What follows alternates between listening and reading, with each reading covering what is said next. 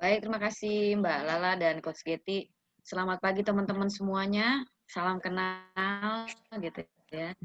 Kita akan segera mulai training hari ini. Tadi benar kata Mbak Lala, mudah-mudahan hari ini dan kita sarankan bersama pasangannya jika memungkinkan untuk kita mendengarkan gitu karena memang kalau urusan duit di rumah tangga nih berdua gitu gitu ya istilahnya gitu.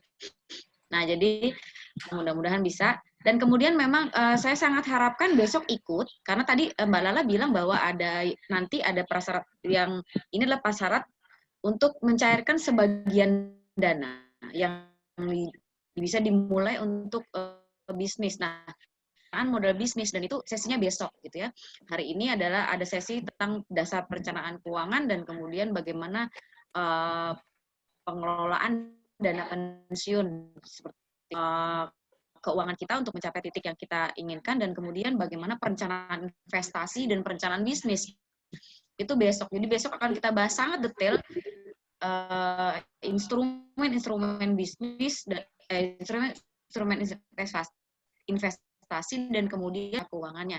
Itu akan lebih banyak detail di besok gitu ya. Seperti itu. Jadi mudah-mudahan teman-teman besok tetap bisa gabung supaya kalau ada pertanyaan dan diskusi secara lapangnya bisa langsung terjawab gitu, bisa langsung terjawab. Oke, baik. Saya akan langsung mulai. Coach Getty izin untuk menayangkan. Oke, sudah terlihat Coach dan teman-teman semuanya? Kelihatan, lanjut Coach. Hari ini kita akan tentang perencanaan keuangan dan itu termasuk perencanaan dasar dan kemudian bagaimana apa itu perencanaan keuangan dan kemudian bagaimana mengelola keuangan saat ini. Nanti saya akan kasih bonus juga karena ini adalah era COVID. Kita tidak terbatas pada teori-teori terdahulu, tapi bagaimana caranya mengelola keuangan di saat era pandemi gitu. Tapi tujuan utama dari pelatihan ini adalah pada akhir pelatihan itu kita semua atau para peserta memahami dan mampu melakukan perencanaan keuangan khususnya untuk masa pensiunnya, prapensiunnya seperti itu.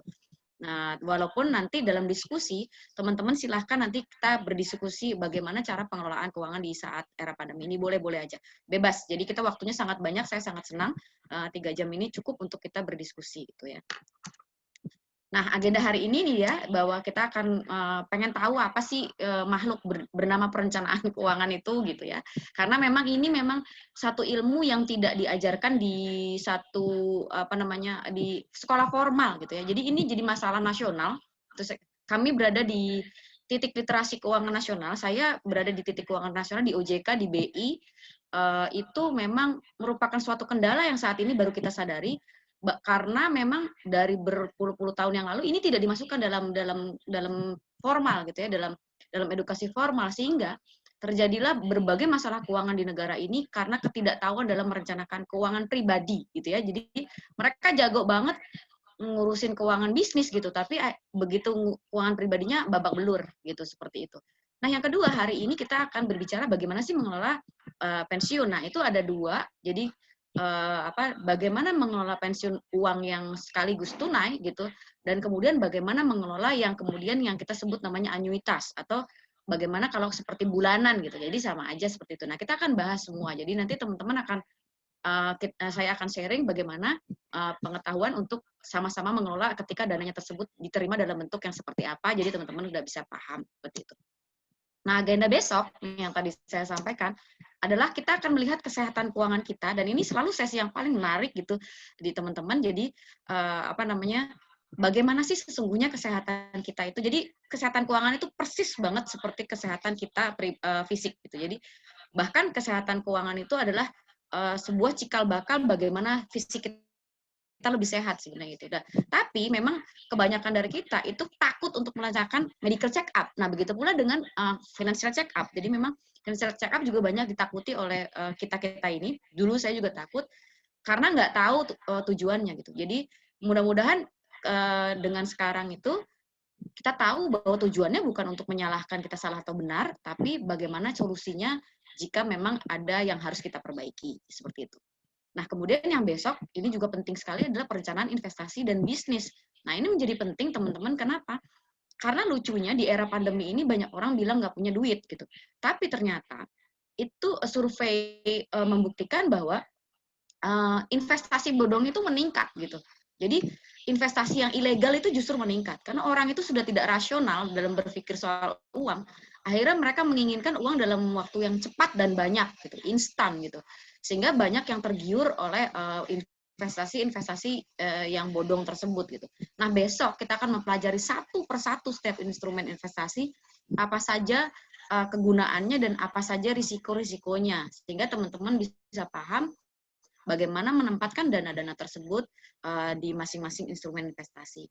Dan kemudian kita bisa bicara tentang bisnis, karena bisnis itu tidak hanya dari sisi memulai gitu ya. Memulai itu gampang teman-teman, tapi bagaimana cara mempertahankannya, bagaimana supaya sustainable financialnya itu terjaga hingga sampai bisnis kita bisa berdiri gitu. Nah, ini yang paling penting kita mau. Jadi kadang-kadang tuh teman-teman punya uang banyak gitu saya mendampingi pensiunan di berbagai multinational company gitu ya.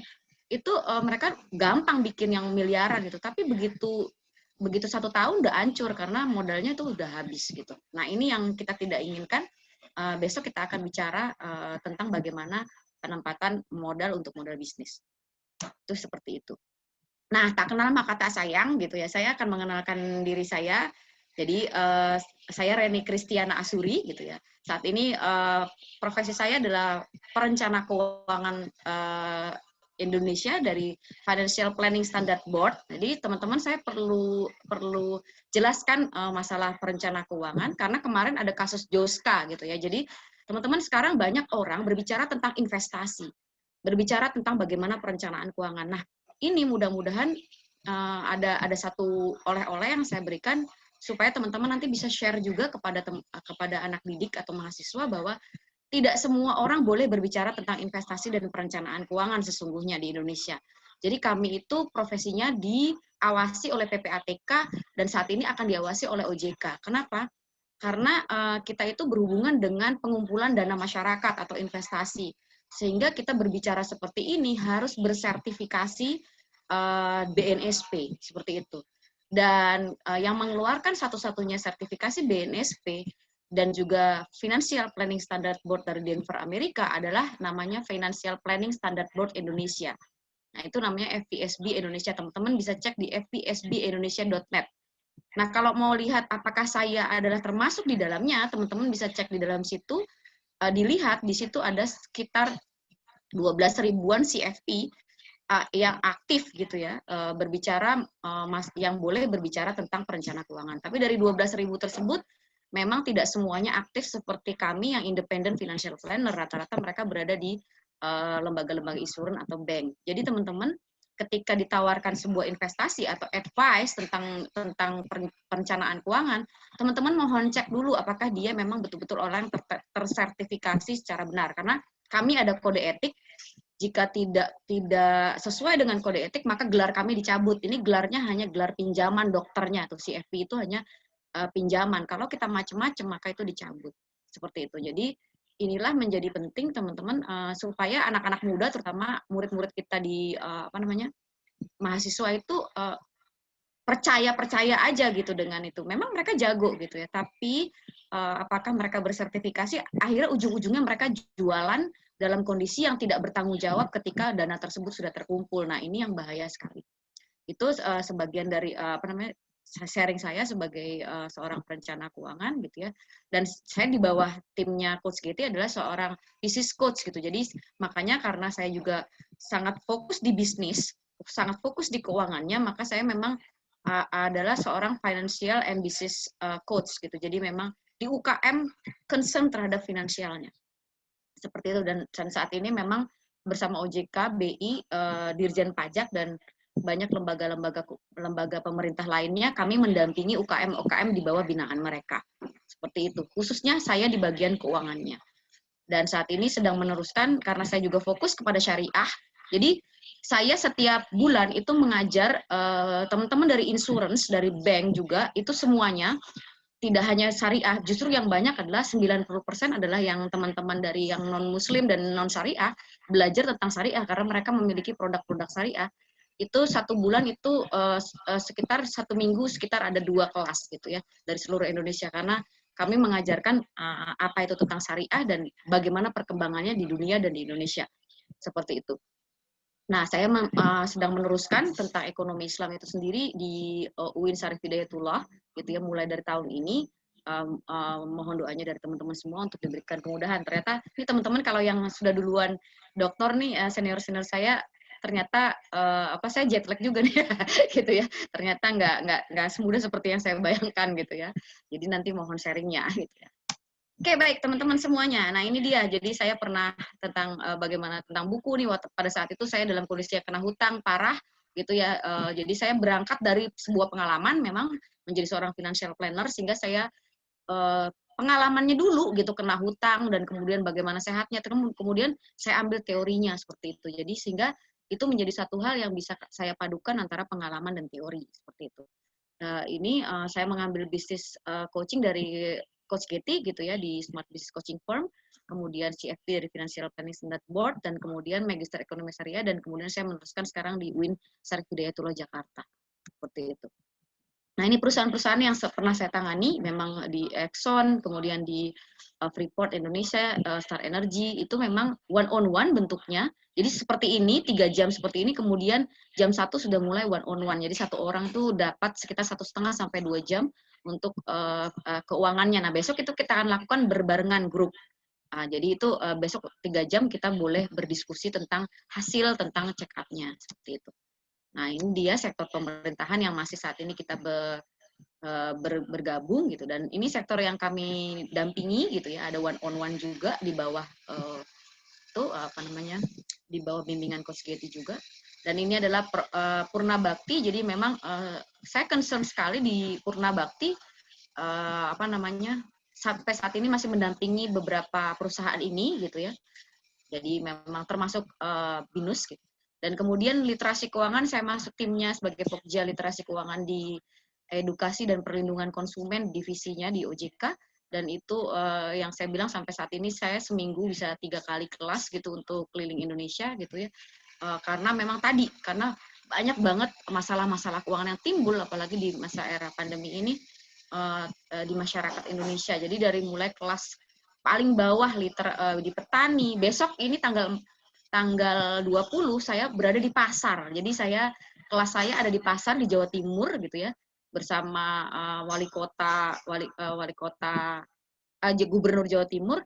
Itu nanti kita akan berada di pasar untuk memberikan literasi keuangan pada pedagang-pedagang pasar gitu, seperti itu teman-teman. Jadi ini dia berbagai kelas-kelas saya. Jadi saya juga di sini ada sertifikasinya teman-teman. Jadi para CFP itu juga belum tentu bisa mendampingi pebisnis. Nah, ini Coach Getty sebagai itu bahwa CFP yang 12.000 tadi itu masih harus sertifikasi lewat kita lagi gitu Coach. Jadi saya memiliki 2 sertifikasi yang diberikan oleh FISB Indonesia dan saya di situ sebagai mentornya.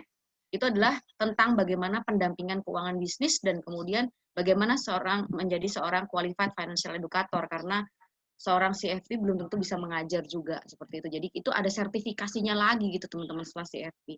Seperti itu, kira-kira seperti itu.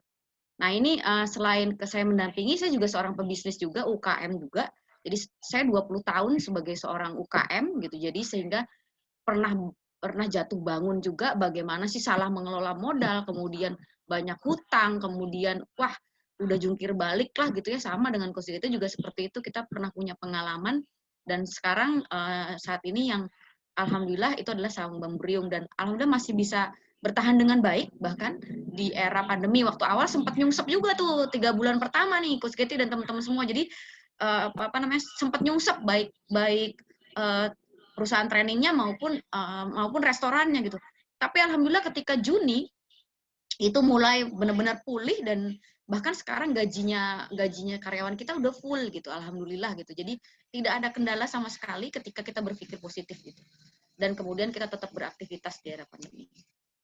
Nah, ini dia saungnya. Jadi teman-teman kalau ke Bogor, mangga silakan mampir gitu ya. Jadi di sini juga ada kelas-kelas juga kalau misalnya lagi pas nggak era pandemi gitu ya.